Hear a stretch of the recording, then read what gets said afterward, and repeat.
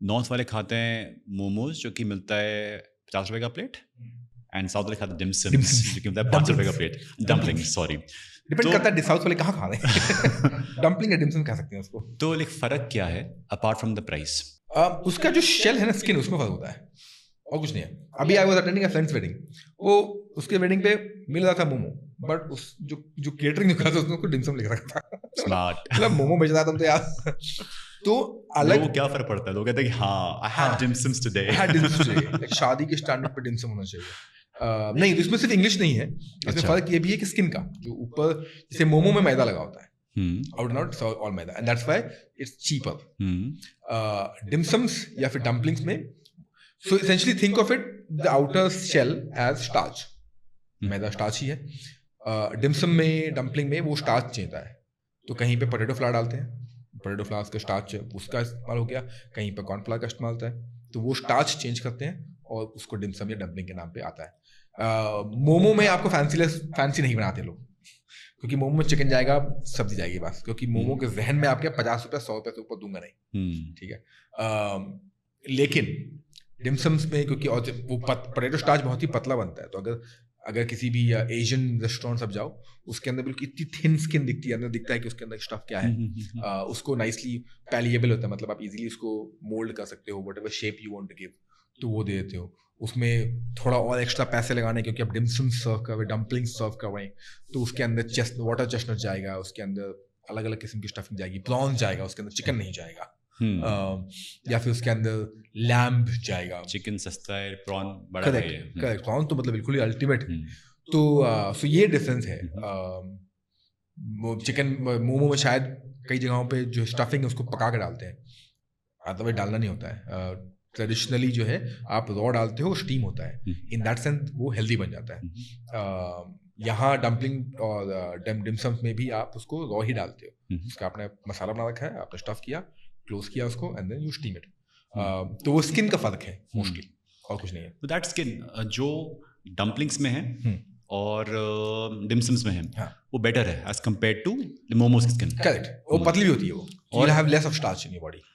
Because हम लोग कहते हैं कि अगर आप मैदा खा रहे हो तो वो आपके लिए अनहेल्दी है, क्योंकि वो चिपक जाता है पेट के अंदर, ऐसा लोग सोचते हैं, ठीक है।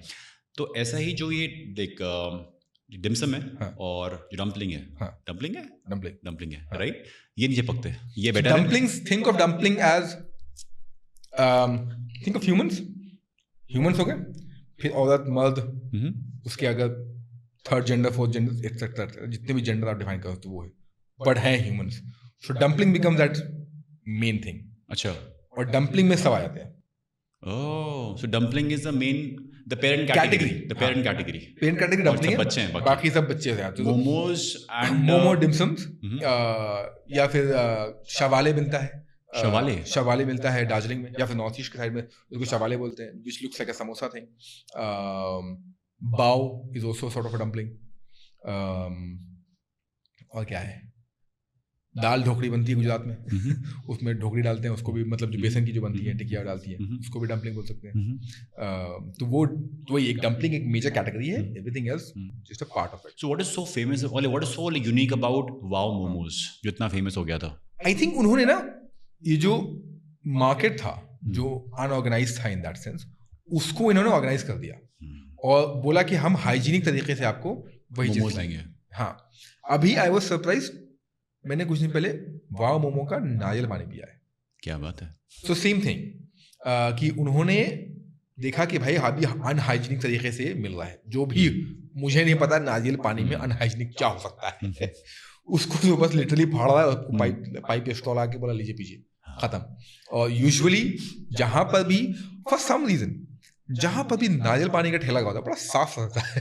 कहीं भी आप, you would almost never see कूड़े के ऊपर जो है लगा गुपचुप या पानी पूरी या फुचका, उसका ठेला जो है ना, वो लग सकता है कूड़े करकट के। जहाँ पे गन्ने का जूस मिलता है वहां तो मक्खियां मिलती हैं। गन्ने के जूस की मक्खियां मिल सकती है, गन्ने के जूस में नारियल, वो नालियों के पास में बड़े बड़े गार्बेज के बगल में आपको देखने को फिर भी मिल जाएगा। नारियल पानी कम वक्त आज तक मुझे नहीं दिखा है कि इस तरीके से कहीं हो, हमेशा ही बिल्कुल अप टाउन सोसाइटी के बाहर खड़ा होता है। क्योंकि I feel like money wise well, नारियल पानी 70-80 रुपये का आता है, गन्ने का जूस जो है 15-20 रुपये में काम खत्म हो जाता है। तो वाओ मोमो ने वही अनहाइजीनिक को हाइजीनिक तरीके से प्रेजेंट कर दिया, तो अब उसी को वो बॉटल्ड नारियल पानी को सर्व कर रहा है।